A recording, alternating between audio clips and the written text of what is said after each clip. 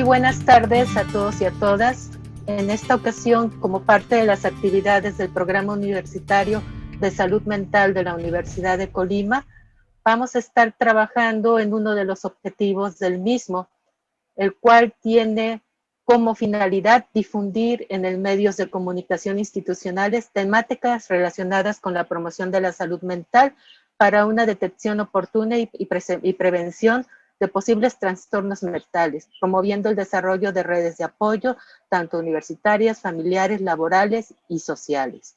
Es por ello que en el marco de la conmemoración del Día Internacional de la Mujer, y tomando en cuenta que no se celebra, no se conmemora, sino que se conmemora, estaremos haciendo el día de hoy una mesa de discusión y análisis sobre un tema que creemos que es relevante en estos tiempos, que es salud mental de la mujer en tiempos de pandemia. Para lo cual tendremos como invitadas a la maestra Ksenia Rubí Graciano Hernández, quien es presidenta de la Asociación de Egresados de la Facultad de Psicología, la doctora Minerva Ortiz Valladares, que es doctora en el área de neurociencias y actualmente está haciendo una estancia postdoctoral en la Universidad de Colima, la doctora Miriam Rebeca Pérez Daniel, quien es profesora investigadora de la Facultad de Psicología y líder del Cuerpo Académico de Educación y Psicología, y la doctora Sarita Salgado Torres, profesora de la Facultad de Psicología y también una de las integrantes del Programa Universitario de Salud Mental.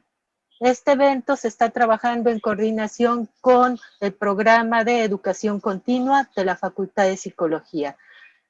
Y aquí tenemos al doctor César García Vitia para dirigirles unas palabras. Muchísimas gracias, doctora Norma. Muchas gracias a todos los que ven y todas las que ven esta mesa de discusión, que esperemos que sea de su interés. Hemos reunido, por buena fortuna, a 4 personas que tienen perspectiva muy interesante sobre lo que serían las condiciones de salud mental de las mujeres en este año ya de pandemia en nuestro contexto, desde distintas perspectivas, desde distintas áreas de la psicología, abordarán pues lo que sería cómo es que podemos entender la condición de la mujer en esta situación y además, por supuesto, cómo promover esa salud mental que se ha visto tan dañada tanto en mujeres como en hombres, tanto en adultos como en niños, pero que particularmente, por supuesto, es de interés la población femenina, por supuesto, por el marco de la conmemoración de este Día Internacional de las Mujeres, pero también porque se suma a ciertas condiciones previas que en algún momento dado pues generan esa vulnerabilidad que en algún caso pues ya lleva mucho tiempo y que nosotros precisamente desde la Facultad de Psicología y desde el Programa Universitario de Salud Mental queremos aportar para que la condición de las mujeres sea cada vez de mayor equidad con la de los hombres y que alcancen ese bienestar y esa calidad de vida que por supuesto todas tienen derecho a disfrutar. Así que muchísimas gracias a todas, especialmente a nuestras invitadas, doctora Norma, y a todos los que nos ven en esta ocasión. A nombre del programa de Educación Continua de la Facultad de Psicología, les damos la bienvenida y un agradecimiento.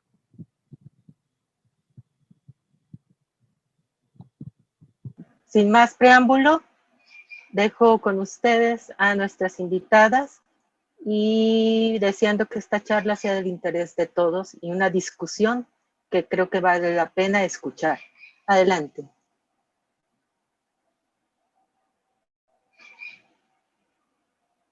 La doctora Rebeca iniciará con algunos planteamientos. Hola, buenas tardes.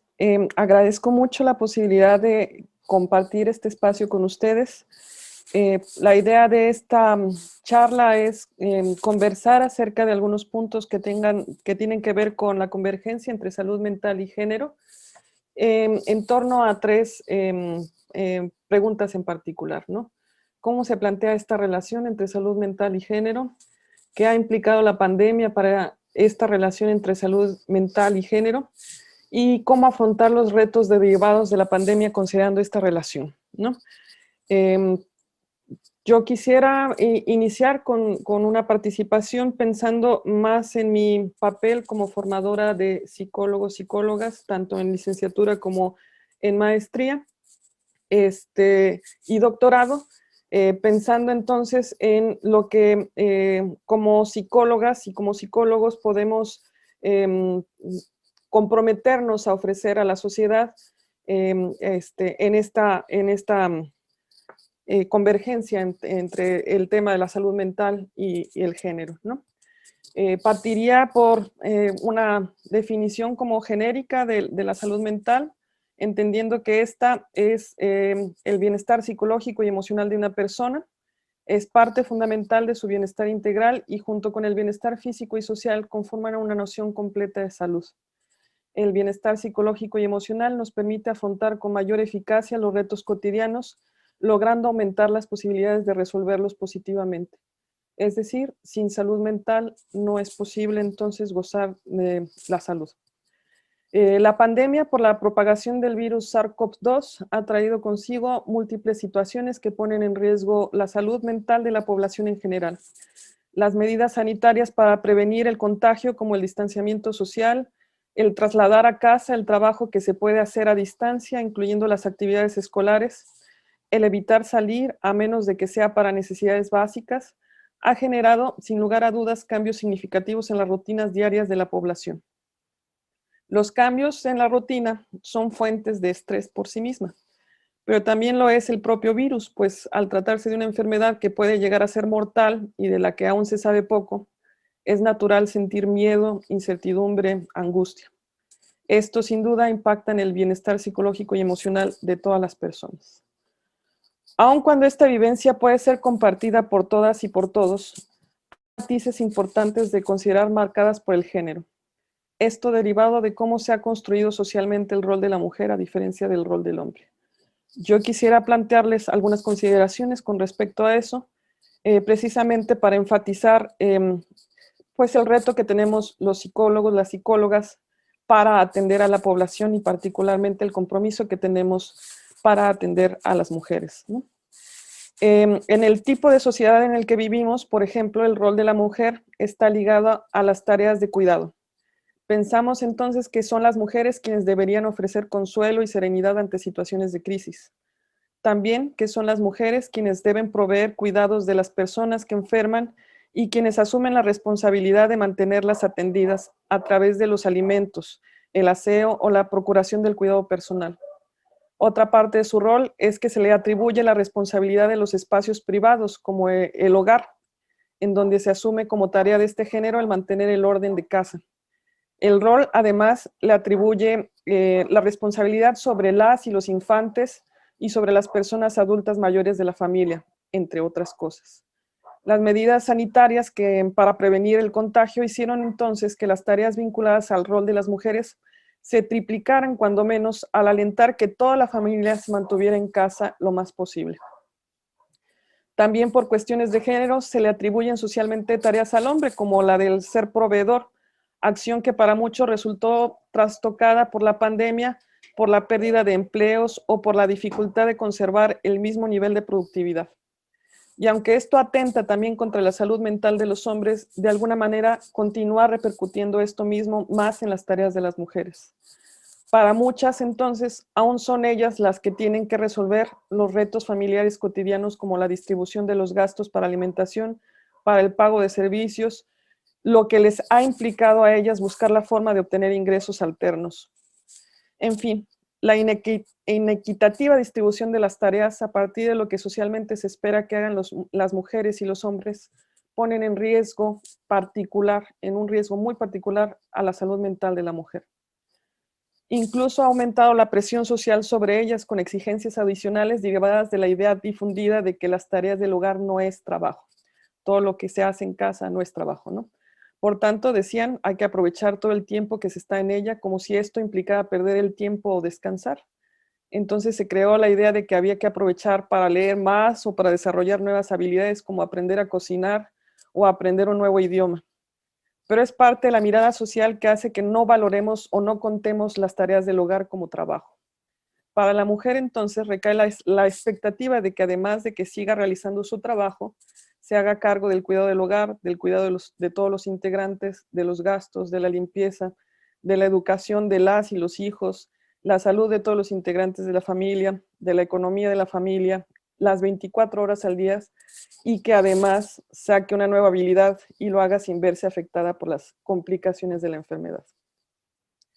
Se requiere tener una perspectiva de género sobre la atención a la salud mental de las personas, porque eso nos permitiría entender que la carga de labores ha sido distribuida de manera desigual y que la presión sobre el desempeño esperado para las mujeres es muy distinto al de los hombres. La atención a la salud mental no suele considerar esto. Por tanto, no considera mecanismos de apoyo y protección específicos para las necesidades específicas de cada tipo de persona. Incluso naturaliza esta desigualdad de distribución de tareas y asume que es normal o que es parte de los retos cotidianos cuando no es así. Por ejemplo, no se toma en consideración que las estructuras sociales favorecen la permisividad del acoso y la violencia hacia la mujer, más si se dan espacios privados, porque se asume que en el hogar las personas están seguras con su familia. Pero no. Para muchas mujeres y niñas, estar en casa es estar con sus agresores principales. El impacto de esto en la salud mental de muchas mujeres, incluso el impacto de no sentirse segura en ningún espacio, no suele tomarse en cuenta en la atención a la salud mental. Urge, por tanto, una mirada con perspectiva de género que no normalice esto, que no lo asuma como un reto cotidiano y que promueva con acciones la verdadera búsqueda del bienestar psicológico y emocional de ellas. La primera tarea que debe alentar la psicología es la promoción de la salud mental, es hacer notar que estos desequilibrios en las tareas no son naturales, que son socialmente construidos y que es parte de nuestra búsqueda de bienestar cuestionar estos roles y buscar una distribución equitativa de las tareas de cuidado, del hogar, de la educación, del cuidado de la salud, de la economía casera, etc. Ahora bien, la desigualdad por cuestión de género no es la única que existe. Hay otras desigualdades igualmente naturalizadas que atentan contra el bienestar de las personas y de las que debemos estar conscientes si deseamos ser promotoras, promotores activos de bienestar integral. Las desigualdades sociales acarrean diferencias en cuanto al acceso a servicios y al goce de derechos. Su naturalización refiere a la creencia de que para muchos es normal o lógico esas diferencias. Una, por ejemplo, que con la pandemia se ha exacerbado es esta idea de que hay personas que merecen más tener la vacuna que otras, porque unas tienen dinero para pagarla o porque su trabajo es más importante que otros, hablando de aquellos que no laboran en el sector salud, y que por tanto se le debe vacunar ya, de inmediato, porque son más importantes que el resto de las personas. Esta lógica de ser más importante que naturaliza desigualdades de las que no se habla. Desigualdades socioeconómicas, desigualdades por edad, desigualdades educativas, desigualdades con una noción de raza o por preferencia sexual. Estas desigualdades, de acuerdo a la teoría interseccional, se superponen entre sí, potencializando las ventajas o las desventajas de uno sobre otros, haciendo que para algunas personas cuyas desventajas se acumulan, sea realmente imposible acceder a servicios básicos mínimos que le garanticen gozar del derecho básico a la salud. Si, como había comentado, para una mujer ha resultado retador la vivencia de la pandemia por las múltiples expectativas que recaen sobre ella, ¿qué pasa con aquellas mujeres que no cuentan con ingresos mínimos, que no tienen trabajo fijo o que no tienen seguro social, que no tienen casa propia, que no cuentan con estudios, que por su orientación sexual, su identificación con su género, por sus rasgos físicos o por el color de su piel son discriminadas? ¿Qué pasa con aquellas que son más jóvenes y tienen que atender estas tareas y depender de alguien más?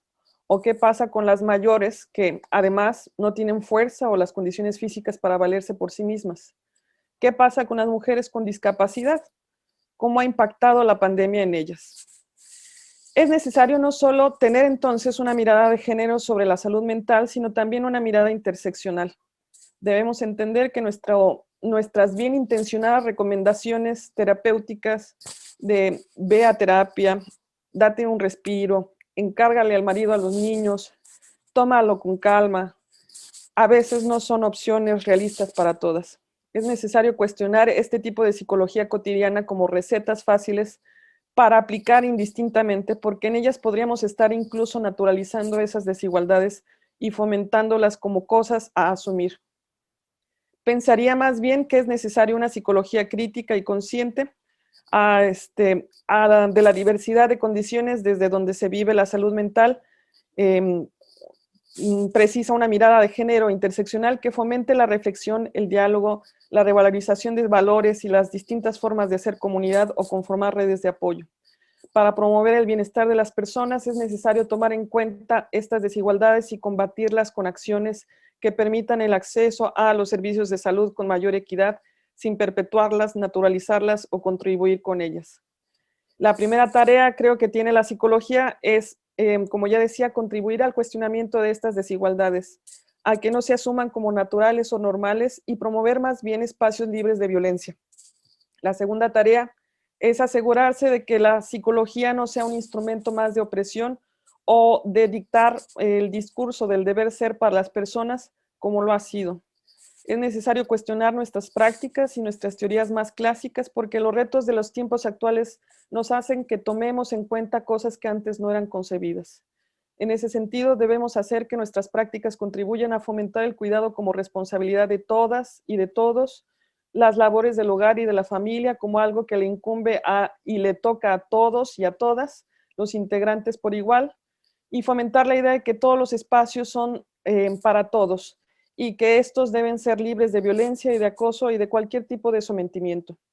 Fomentar el trato digno, el trato como iguales y con los mismos derechos, es decir, contribuir a generar oportunidades para ejercer estos derechos y participar socialmente con libertad.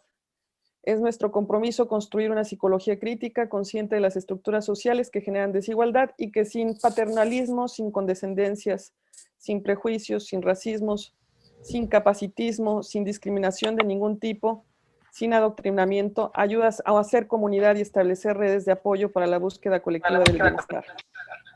Empecemos por repensar nuestras prácticas terapéuticas y con la escucha respetuosa de las personas, libre de prejuicios de las múltiples realidades. En particular, yo les quería invitar compartir que en la maestría en psicología armamos justamente un programa que enfatiza la importancia de tomar en consideración estos elementos para una práctica psicológica que atienda realmente la diversidad de experiencias, fomentando la inclusión y la agencia participativa ciudadana, tanto en la salud pública como en toda intervención psicológica. Por ello, es un programa multidisciplinario nutrido de distintos enfoques para concebir un tipo de salud compleja y multidimensional en la que es indispensable que la psicología dialogue con otras disciplinas para la generación de intervenciones sensibles, oportunas, dignas, pertinentes y significativas. Estamos trabajando ya en ello y pues lo que buscamos es sumar a más profesionistas bajo esta lógica. Y quisiera compartir este mensaje también para la población en general, para que pensemos que estas desigualdades nos atraviesan y que no son naturales, y que por tanto merecemos en la búsqueda de nuestro bienestar un trato digno cuando compartamos estas necesidades con un profesionista de la salud. Muchas gracias.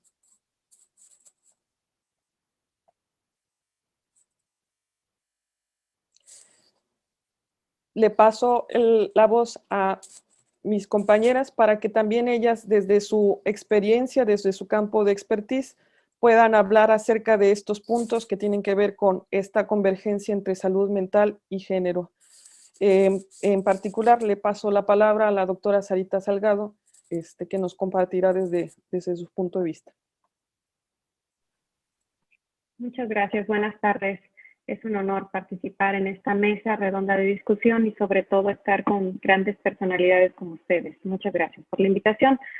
Pues si bien, desgraciadamente, la salud mental sí tiene condicionamientos, hay factores de riesgo y factores que se consideran protectores. Y bueno, el ser mujer, al menos en nuestro país, es un factor de riesgo para la salud mental. Se sabe que dentro de los padecimientos, dentro de los trastornos psicopatológicos, la ansiedad y la depresión es prevalente en el género femenino. Entonces, probablemente podríamos sacar hipótesis, el por qué sí y por qué no. Sin embargo, cuando se hace un estudio acerca del cómo estamos formadas o cómo las familias mexicanas suelen dar la formación a las mujeres, sí notamos serias desigualdades. Generalmente en la crianza hacia la mujer puede llegar a haber sobreprotección, minusvalía, puede llegar a haber estigma por su género, puede haber mayor carga familiar y se le da automáticamente el rol de cuidadora. Se le da también el contenido de dependencia emocional. La mujer debe de ser dependiente de una persona de un género distinto, o sea, del hombre, ¿verdad? Y bueno, hay un canon social impresionante acerca de la imagen, cómo es percibido el cuerpo de una mujer y sobre todo cómo es valorado la figura femenina estilizada. Esto a su vez pues trae que la niña desde los pequeños concepciones que tiene de su naturaleza empiece a tener una valía a partir de lo que se ve en el espejo. Por tal, pues se sabe que el valor de la mujer a nivel social puede llegar a reducirse conforme crece la niña. También se sabe de un estancamiento en el desarrollo laboral y personal por diversas circunstancias, entre ellas, pues, la carga familiar, la carga social y probablemente la carga laboral, que en algunas condiciones sí puede haber desequilibrio, ¿verdad? También se sabe que hay menos recursos o menos acceso a los recursos, de tal forma que esta inequidad de género puede llevar a la discriminación y violencia. Que esto, bueno, se permea desde familias, instituciones, hasta la sociedad en general. Para que nosotros podamos determinar que un sujeto tiene salud mental, tiene que tener ciertas condiciones. Entre una de ellas es que haya un equilibrio entre sus deseos y las exigencias que pone la sociedad. En el género femenino muchas veces este equilibrio no se da porque los deseos generalmente pueden llegar a ser incluso impuestos. Entonces vale la pena revisar si se da este equilibrio. Una segunda condición es que la persona experimente un bienestar subjetivo, un bienestar interno. Muchas mujeres pueden reprimir ese bienestar o incluso no estar conscientes de su estado general por estar con una visión externa. Y una tercera condición es que mantenga adecuadas relaciones interpersonales y que éstas se generen o se califiquen como sanas, armoniosas, solidarias y se manifieste así en las relaciones de género. Desgraciadamente, cuando hablamos de feminidad y masculinidad, al menos en América Latina, hay una brecha impresionante. Las concepciones tradicionales de ser femenino condicionan a la maternidad, al utilizar la figura femenina como disfrute del sexo masculino, y muchas veces esta función simbólica se ve deteriorada conforme se va construyendo una imagen idealizada.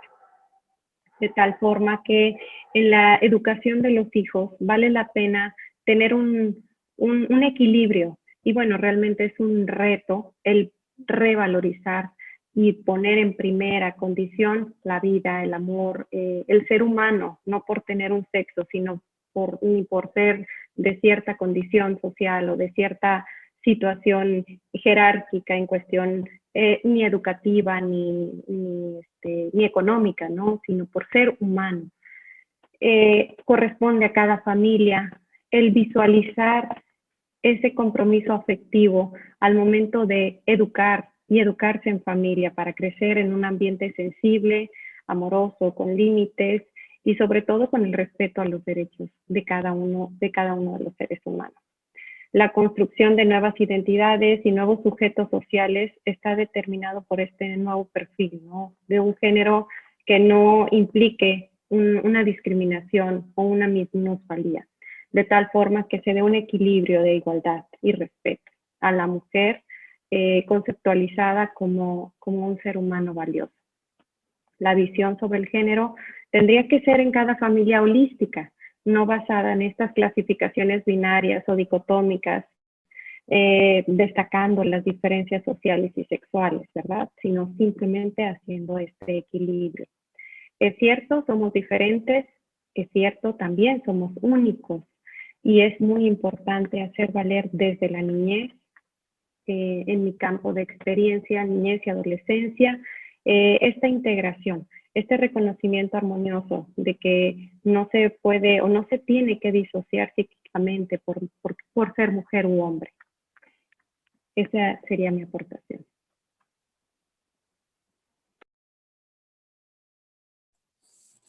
Muchas gracias. Ahora le cedo la palabra a la doctora Minerva Ortiz, que nos compartirá su visión desde su expertise. Gracias, muchas gracias por la invitación. Me siento honrada de estar aquí con ustedes, con mujeres tan talentosas.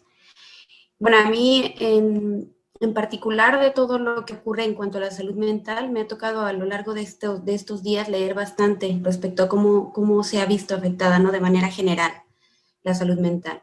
Y en todos los estudios, curiosamente, quienes son las más afectadas son las mujeres. O sea, los niveles de estrés y ansiedad son muchísimo mayores en ellas. Yo creo que todo, como lo comentaba la doctora Sarita, va desde el hecho de cómo nos educan, ¿no? Nosotras ya tenemos una predisposición a ser cuidadoras. Entonces, estamos en una situación de estrés, una situación que nos está rompiendo la rutina, porque desde el hecho de que rompe la rutina, la forma en la que nosotros nos desempeñábamos de manera normal, pues ya estamos saliendo de lo que sería lo normal y nos estamos atravesando en una situación que nos afecta a nuestro estado de ánimo.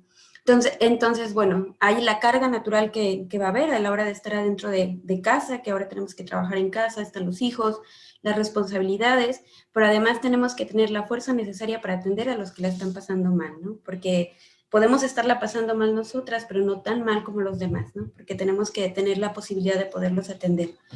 Creo que romper este estereotipo, estas expectativas, más que nada va a implicar incluso rompernos a nosotras mismas, porque es quebrar todos nuestros constructos respecto a mi visualización de lo que es ser mujer, ¿no? Porque quieran que no, tenemos tan introyectado eso que en el momento que lo dejamos de hacer sentimos que no cumplimos con la demanda que se nos está pidiendo, ¿no? Sentimos que no cumplimos como mujeres y en nuestra imposición social que ya tenemos.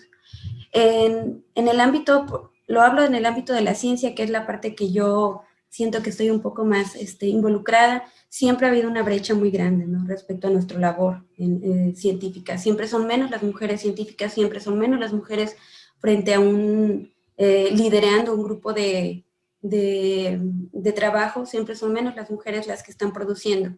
En una reunión que hubo hace un par de años antes de la pandemia, donde se trataba de visibilizar el papel de la mujer en la ciencia, decían que como mujer, por ejemplo, eran como una reunión, ¿no? Y en la reunión decían, bueno, la mayoría de las que ocupan un puesto no como académicas, pero no como líderes, ellas prefieren mejor tener como un puesto más bajo para tener el tiempo de atender a su familia, ¿no? A pesar de que tenían la capacidad, de que podían aspirar como a un nivel más alto, no lo hacían. No lo hacían porque sentían la responsabilidad que lo tenían que hacer. Y entonces, yo de ahí parto de que es muy importante que fomentemos en las niñas y en los niños la forma en la que vamos a visualizarnos a futuro, para poder cambiar todas estas concepciones que nos van a afectar y saber que estos cambios ocurren desde nosotras mismas. ¿Cómo yo voy a modificar la respuesta que yo estoy teniendo para tener una mejor visibilización de mi papel? Me llamaba muchísimo la atención y creo que lo descargué y decía, por ejemplo, actualmente solamente el 33% de las mujeres, solamente el 33% ocupa un puesto dentro del ámbito científico. O sea, el 66% son hombres, ¿no? El 67%. Entonces digo, ¿cuál es esta brecha? Pues es la responsabilidad que nosotros tenemos el cuidado de nuestros hijos. De nosotros y si no son nuestros hijos, al fin y al cabo es algo tenemos que cuidar o algo tenemos que proteger sí o sí, que nos hace olvidarnos de nosotras mismas. Y ahora, otra situación que preocupa mucho con la pandemia es el aumento de las denuncias por violencia. El hecho de que estemos aisladas o que ya estemos tengamos que estar dentro de casa, les quitó a las mujeres y a las niñas la posibilidad de tener espacios o redes de apoyo, porque pues no está saliendo dónde va a haber ese espacio para yo denunciar. O sea, eso es una situación alarmante. A mí me preocupa muchísimo pensar que no se esté atendiendo. ¿Cuántas? Estamos hablando de las denuncias que podemos observar, ¿no? O las denuncias que de alguna forma hay precedente, pero todas aquellas que no podemos ver, que no son denunciadas, pero están ahí, ¿no? Entonces, toda esta parte de socialización que teníamos como a medida que fue avanzando la pandemia, pues nos está denotando, al fin y al cabo, la poca atención que hay de la salud mental. Porque es lo que siempre pienso, ¿no? Esto que nos está ocurriendo es consecuencia de algo que ya estaba. O sea, no es algo que sea nuevo. O sea, el deterioro de la salud mental es algo que está instalado, y no solamente en nosotras como mujeres, sino también en la sociedad en general. Entonces yo creo que es importante en este momento que nos damos cuenta de lo que está ocurriendo, promover la salud mental desde la posibilidad de cada persona. Yo hablaba ayer con unas chicas y les decía que nosotros podemos opinar desde el privilegio, porque incluso nosotras como mujeres, hay mujeres que tenemos el privilegio de podernos desempeñar de manera diferencial. Y si no reconocemos esa posibilidad que nosotros tenemos, nos hace ser poco empáticas a la vida que tienen otras mujeres, a la forma de vida en la que la están llevando. Yo era promotora, ¿no? No hay problema. Si tú tienes hijos, puedes salir adelante, puedes dedicarte a lo que tú quieres. Sí, en mi situación privilegiada, donde conté con las redes de apoyo necesarias para poderlo lograr, pero no todos están en mi situación. Entonces, en este marco hay que entender que la atención tenía que ser dirigida a diferentes poblaciones, entendiendo que va a haber necesidades distintas. No todos vamos a tener las mismas necesidades, ni las mismas situaciones nos van a afectar, ni nuestra visión va a ser la misma. Entonces, el reconocer esta diversidad nos lleva también a contemplar la posibilidad del apoyo multidisciplinario, porque necesitamos la atención no solamente de los psicólogos, sino de médicos, psiquiatras, enfermeras, todo este apoyo multidisciplinario para poder garantizar la salud mental, porque posterior a todo esto que ocurre sabemos que hay enfermedades psicosomáticas, ¿no? Y ahora ya no nada más es el hecho de que tengas una afectación mental, sino la manifestación de esta en nuestro cuerpo que va a necesitar sí o sí una atención. Entonces, yo quiero cerrar en eso, ¿no? Que debemos diversificar la forma en la que vamos a atender, diversificar los medios en los que podemos apoyar. No todos tenemos las mismas posibilidades, no todas tenemos las mismas posibilidades, y a partir de ello tenemos que formar programas de atención específicos y especializados ante las necesidades que podamos observar. Gracias. Muchísimas gracias. Le damos la palabra ahora a la maestra Rubí Graciano, que nos compartirá también desde su campo de experiencia. Buenas tardes, muchas gracias. Espero no irme porque me ha estado fallando mi internet y me ha sacado un par de veces. Bueno, yo quisiera comenzar primero trayendo una breve anécdota de esta mañana. La mujer que soy, durante 37 años he asumido la convicción de no cocinar. No cocino. Entiendo que eventualmente he tenido que asumir algunas actividades que compensen pues esta necesidad que finalmente pues me marca como humana, tengo que comer, ¿sí? Eso quiere decir que en los núcleos familiares donde me he movido pues he tenido que hacer negociaciones, pero no cocino. ¿Por qué lo traigo a colación? Porque particularmente hoy me tocó escuchar una conversación de mi hijo de 8 años con su tutora, donde le preguntaba era una tarea para tratar de identificar estereotipos de género, y la maestra le decía, ¿quiénes son los encargados de cocinar? Y él decía, los hombres, porque en esta familia cocinan los hombres, ¿sí? Entonces, la maestra estaba empeñada en decirle que era una tarea que podían hacer hombres y mujeres, y entonces él desde su concepción decía, no, es que mi mamá de verdad no puede. En términos de una habilidad, él se daba cuenta que yo de verdad no podía. Bueno, mi hijo está en una dinámica donde me parece que bajo la influencia de lo que esta familia le provee, asume el mundo de una forma. Lo que he escuchado a mis compañeras los últimos minutos es la representación de la historia de la humanidad con el ejercicio del poder de un género sobre de otro. ¿Sí? Claro que hubo necesidad de una conversación de concientización sobre tareas que pueden estar asociadas al género y tareas que no, ¿o sí? O sea, esa era la idea, pues. Pero me pareció sumamente curioso cómo había una mesa ahí donde había un niño que asumía lo contrario a lo que el mundo puede interpretar bajo la lógica que estábamos escuchando. Y bueno, desde hace unos días traigo muy presente por ahí una pregunta que hacía una antropóloga en el año 2001, cuando preguntaba, ¿qué tienen en común? Ella se llama Ana Marradés, y decía la antropóloga, ¿qué tienen en común todas las culturas de todos los tiempos? ¿Sí? Y la respuesta era, pues tienen un sistema sexogenérico. Y eso significa que al observar los cuerpos e identificar las diferencias, hacen una clasificación y se entiende el mundo y nos apegamos a la lógica de esta dinámica binaria, ¿sí? Y esta es una parte como muy interesante para traer a colación porque vengo escuchando esto de la definición de la salud mental, el despliegue de habilidades, las posibilidades de adaptación, y escuchaba con mucho gusto la coincidencia con la doctora Rebeca cuando dice, a todas estas tareas asignadas a lo largo de los años para el género femenino, habría que desarrollar otras habilidades. Y curiosamente, hace unos días en un intercambio de esta naturaleza, me preguntaban qué habilidades han desarrollado las mujeres. Y honestamente, mi ser persona, antes que mi ser profesional, pues me dolió porque dije, a ver, hay una diferencia entre una herramienta para resistir y una habilidad tal cual que se goza, que se despliega y te lleva a la plenitud. Entonces, aquí yo tendría que pensar, ¿qué relación guarda la salud mental con el género? Bueno, primero tendríamos que pensar que desde una visión de las sociedades, de las culturas, desde una mirada estructuralista, pues tendríamos que estar pensando que el mundo estratificado en sistemas, pues tiene sus roles y sus normas bajo esta lógica genérica. Y de repente se me ocurre pensar, bueno, voy a revisar por ahí lo que se ha dicho de salud mental y género, y me encuentro por ahí estudios que van muy de la mano con lo que planteaba la doctora Minerva hace unos minutos, donde dice, bueno, hay una mayor tendencia a las mujeres hacia problemas de depresión, especialmente aquellas que asumen las siguientes actividades.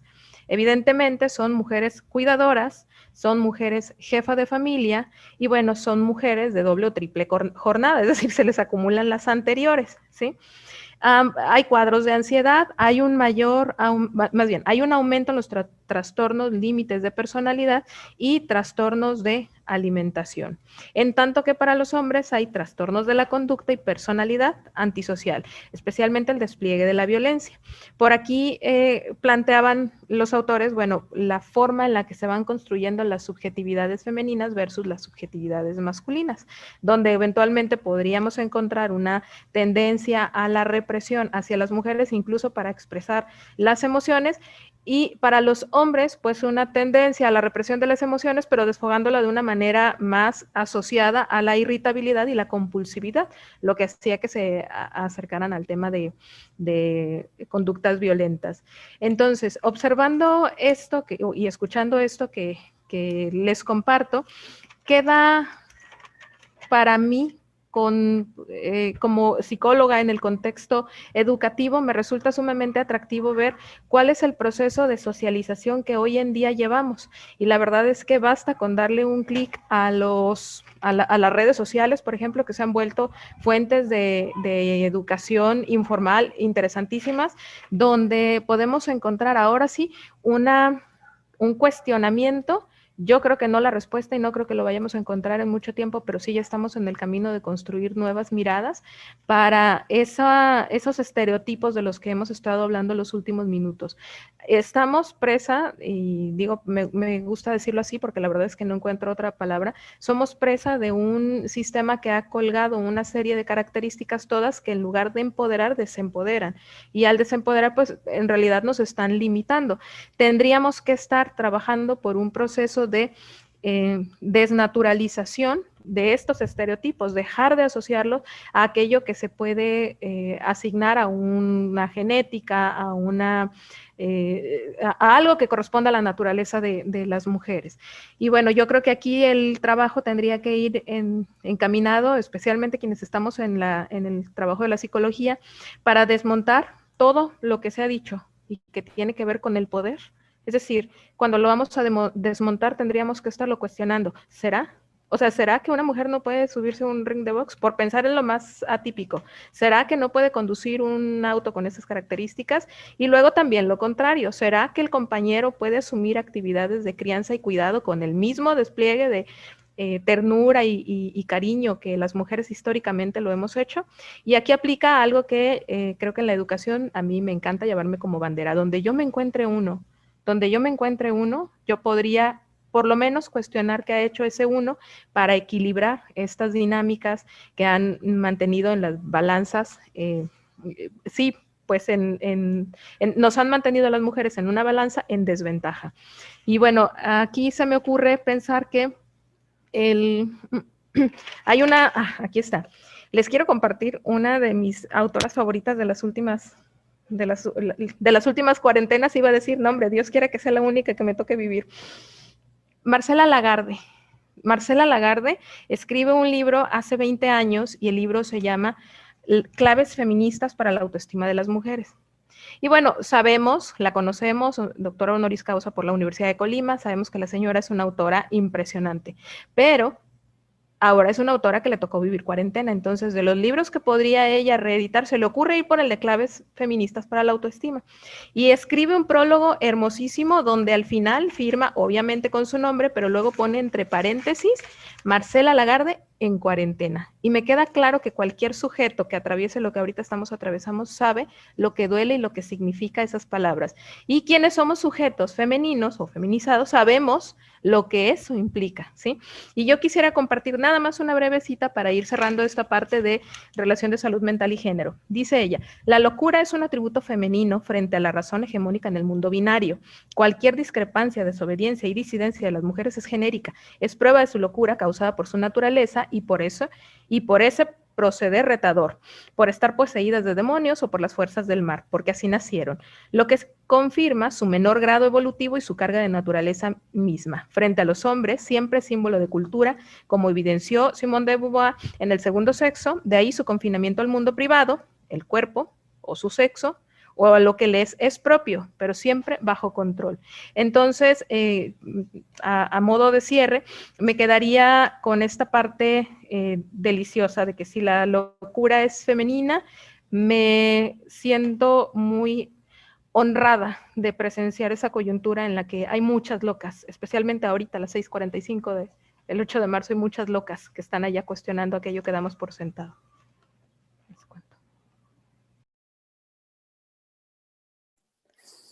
Muchísimas gracias. Creo que hemos presentado 4 reflexiones hechas desde distintos campos de experiencia, ligadas todas a la psicología, desde la formación, el espacio clínico, la investigación, la intervención educativa, en torno a la salud mental y el género.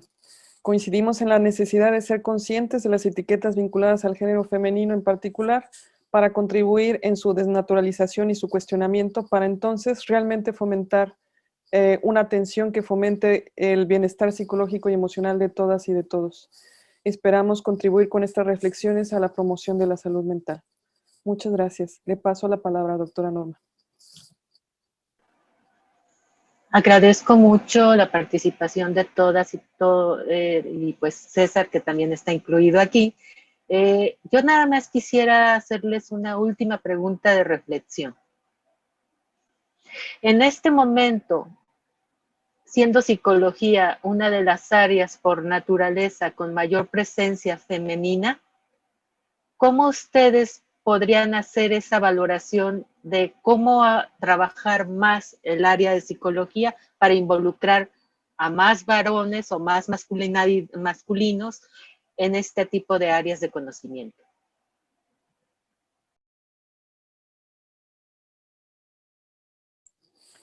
Maestra Rubí. ¿Me permite? Ya paré la mano, dije, ahí voy. Creo que la pregunta podría ser como muy provocadora para las mujeres que estamos en esta coyuntura de la que hablaba. Yo creo que no podemos asumir las libertades y las potencialidades del otro. No podría, además no quisiera yo la responsabilidad de esta naturaleza. ¿Qué se me ocurre? Pues asumirnos con total entereza para marcar esos límites incluso para replantear y cuestionar los límites. Y la verdad es que cuando usted articula la pregunta, yo estoy pensando en esa necesidad de la psicología, lo que es la generación de la ciencia, pero también la aplicación en campo. Una de las cosas que conversaba con la doctora Minerva antes de este conversatorio era, a ver, no es que nos estén invitando porque seamos en algún punto teóricas del género, sino porque se nos está invitando porque somos mujeres que vivimos la psicología y estamos ahora conscientes de las implicaciones de esto. Yo, como no puedo pensar qué voy a hacer con mi colega varón de un ladito en el consultorio donde yo estoy, lo único que se me ocurre es marcar un límite. Esto es mío y acá yo voy. Y me ha tocado pensar, por ejemplo, en talleres una anécdota así chiquitita. Voy a un taller, vemos un conjunto de unos 8 talleristas, vamos a dar un tema de género, quedábamos al mismo tiempo un par de compañeros y yo tenía 3 personas y el otro compañero tenía 15. Entonces me paro y digo, me das los que me faltan, porque eventualmente yo no voy a hacer un taller con 3, necesito un taller nutrido y en igualdad de condiciones que el tuyo. Yo creo que esas son las acciones que nosotros podemos ir haciendo. Y pensarlo desde la parte de las ciencias, pues sí, ahí es un poquito más complicado porque hay una palabra que muy poco hemos integrado el día de hoy y estos son los ejercicios de poder. Y la verdad es que las ciencias, no solo las que tienen que ver con el desarrollo humano, sino en todos los escenarios donde se hace ciencia, hay prácticas muy viciadas para ir metiendo trabas para algunos sujetos. Y bueno, los sujetos femeninos son los que estamos con mayor desventaja.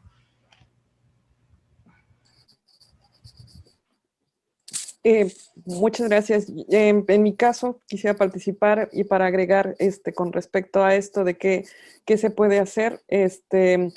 Creo que, bueno, desde el campo desde el que yo estoy hablando, que tiene que ver con la formación de psicólogos y psicólogas a nivel profesional en los 3 grados de licenciatura, maestría y posgrado, creo que resulta básico y fundamental el elemento de la formación de profesionistas con una perspectiva ética, ¿no?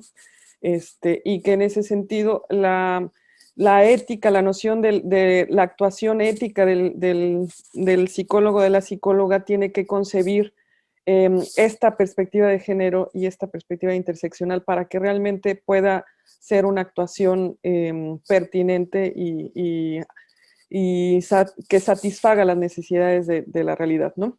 Entonces, en ese sentido, nos toca a todas y a todos, incluyendo a los compañeros profesionistas y a los compañeros formadores, ¿no?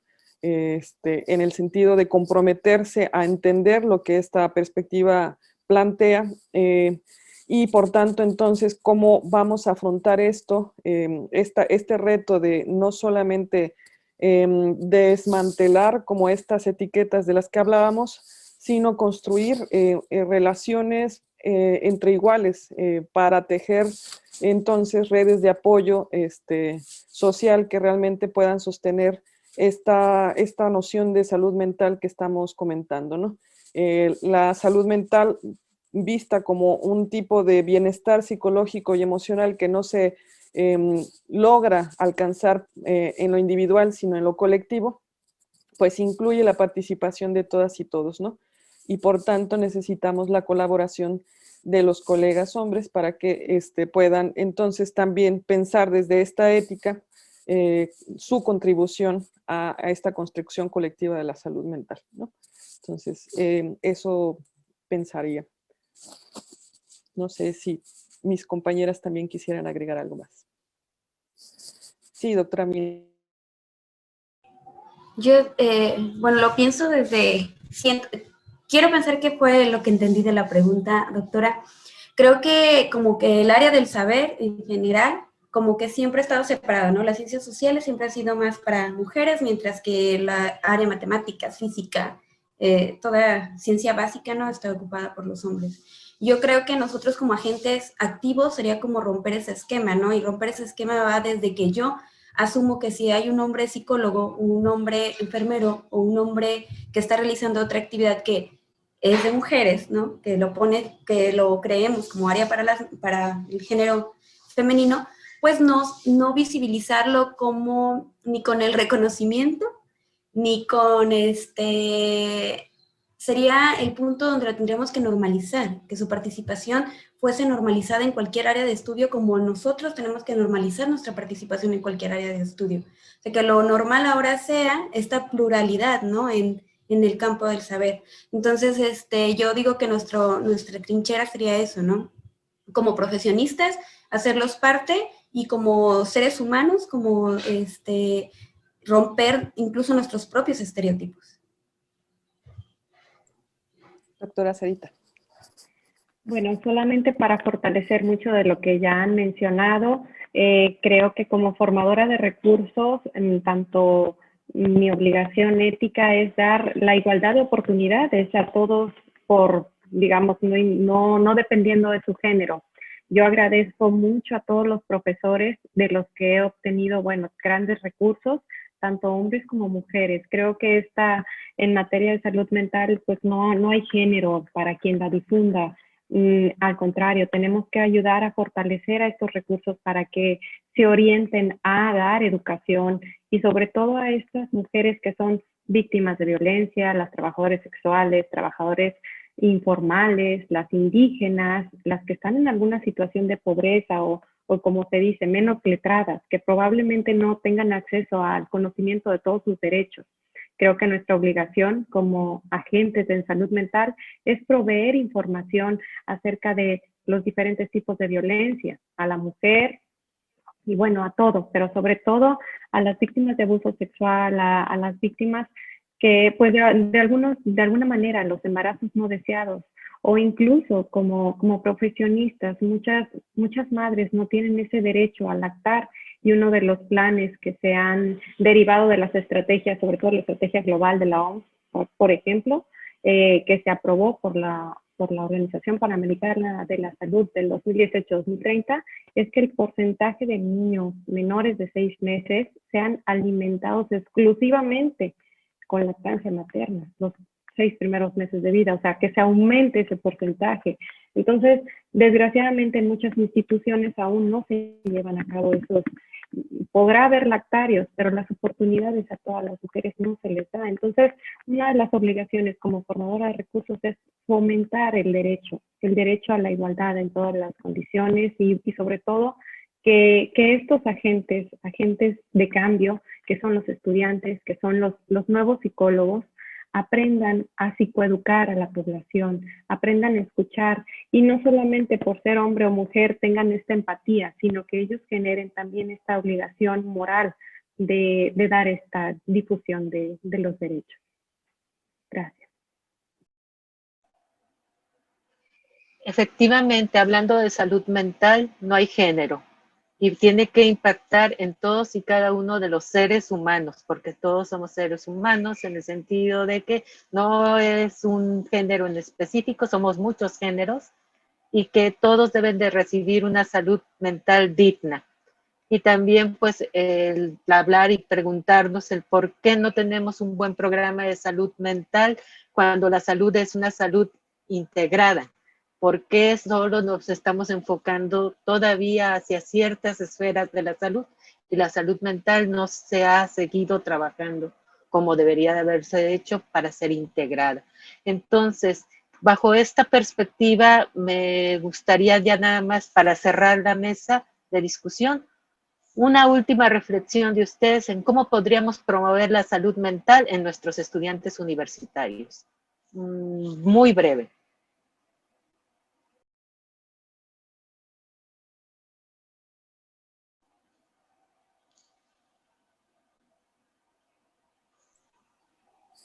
Quien quiera o yo digo.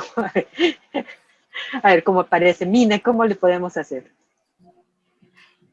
Creo que principalmente yo siempre he sido promotora con el ejemplo. Tenemos que nosotros, no podemos ir promocionando algo que no estamos llevando a cabo, no estamos llevando a cabo de la atención de nuestra salud mental. Y verlo, se tiene que normalizar. Es que yo creo que ese es el problema, que está muy estigmatizada la atención de la salud mental. Y este estigma se tiene que romper. Entonces, una forma de poderla promover es desde en el momento de que normalizamos el hecho de que la gente se atienda, de que hombre, mujer, niño, niña, tengan acceso a la salud mental.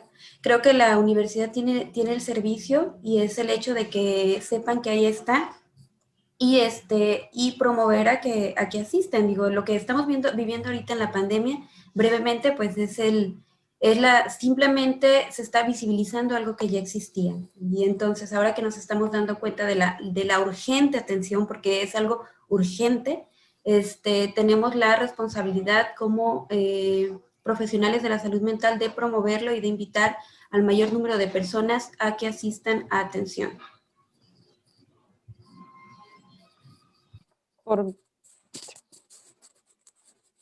Adelante, Rebe.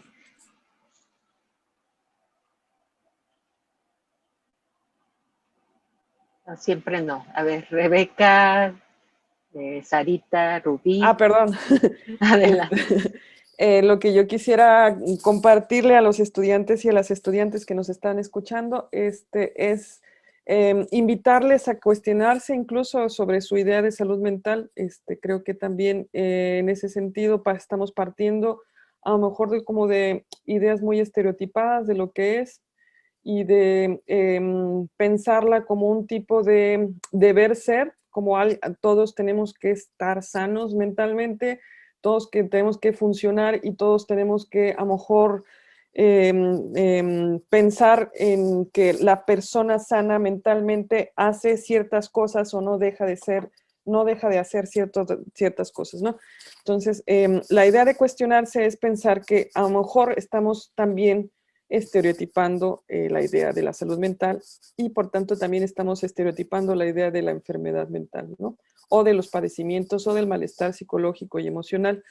Y si lo reflexionamos y sobre todo si lo reflexionamos en voz alta, podemos caer en cuenta de que pues estas ideas que estamos tejiendo alrededor de la salud mental pues son a lo mejor parte de la problemática, ¿no? De pensar que a lo mejor es inalcanzable o a lo mejor que simplemente no la tengo o que si ya la perdí pues ya no la puedo recuperar, en fin. Incluso esto, que ojalá nuestras participaciones no vayan en la idea de que las mujeres por nuestra condición de género estamos como más vinculadas a padecer una deficiencia de salud mental, ¿no? No quisiera que fomentemos eso, sino más bien la idea de que tenemos que cuestionar y cuestionar en voz alta sobre las ideas que se están tejiendo en torno a lo que debemos hacer y de cómo lo debemos alcanzar, ¿no?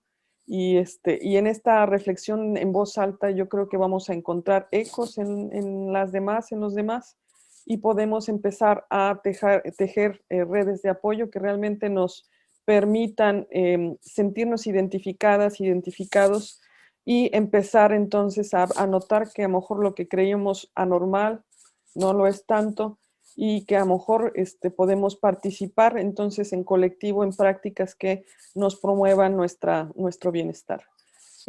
Eso sería como la recomendación, cuestionar y reflexionar en conjunto. Gracias, doctora Rebeca. Doctora Sarita, doctora Rubí.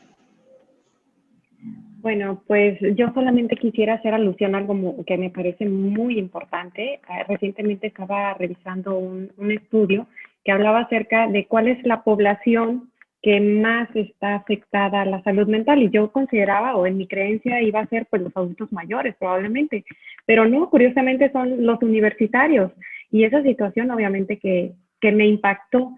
Incluso empecé a revisar más y encontré un estudio que se realizó aquí en México, en la República Mexicana, en 7 estados de la República, en donde consideraban quienes tenían, digamos, más síntomas depresivos. Y Nuevo León tenía más síntomas depresivos, Guerrero más síntomas de estrés y Morelos más ansiedad. Y bueno, haciendo un análisis, ¿por qué en esos estados? ¿Qué estaba pasando? Muchas veces hablaban que la salud mental se ve, pues, obviamente en crisis por esta pandemia, pero también en los estudiantes pasa algo muy curioso, que como cambian las rutinas, obviamente para todos cambiaron, pero específicamente para ellos no hay rutinas en donde tengan que asistir a un ambiente social. Entonces ya no hay forma de que tengan interacción con otros, y si tenían una relación de noviazgo se acabó, o probablemente se distanció, o si tenían esa situación de trabajos en equipo, o si finalmente la escuela era su medio de catarsis, pues se acabó. Entonces, una de las recomendaciones que más abiertamente se han planteado, tanto por la OMS como por, digamos, entidades a nivel nacional, es tener rutinas, manejar con mucho cuidado los horarios de pantallas, porque desgraciadamente se están abusando de estos recursos, tener pues otros medios que no sean pues el consumo de sustancias, ¿verdad? Porque desgraciadamente hay un abuso de consumo de sustancias en este tipo de población y más en este confinamiento. Y bueno, empezar a revisar cuáles serían los factores protectores que pudiéramos encontrar, ¿no? Probablemente tener una vida más equilibrada en cuanto a la actividad física, actividad recreativa dentro de casa, y bueno, considerar otros más factores. Por mi parte, a los adolescentes, bueno, a los jóvenes que estudian en la universidad, mi recomendación básica sería tener un equilibrio, formar un equilibrio en sus diferentes áreas de la vida estudiantil, ¿verdad? Gracias. Bueno, para mí yo creo que una de las cosas que serían como fundamentales pensando en los estudiantes, y yo estoy pensando en 3 palabras clave: estudiantes, COVID y género. Yo creo que se tendría que integrar esta mirada o esta perspectiva a todas las prácticas que se realicen en todos los escenarios. Escuchaba un dato y una estadística muy interesante la semana pasada que decía que en esta cuarentena los puestos como los estudios eran para los varones, en tanto que las salas comunes para poner ahí el home office eran para las mujeres de las familias, por ser un espacio que estaban prestos para todos. Y entonces pienso en esas estudiantes que de repente en casa hay 3, 4 estudiantes, pero hay un número limitado de artefactos. Entonces, sí hay casos y están ya bien documentados por los ministerios de salud que han dado seguimiento a los efectos de la cuarentena, que son precisamente las niñas las que van a salir de cuadro de la educación. Entonces, tendríamos que pensar eso que decíamos, la salud mental no tiene género. Yo pensaría, la salud mental no debería de tener género, pero en la práctica la tiene.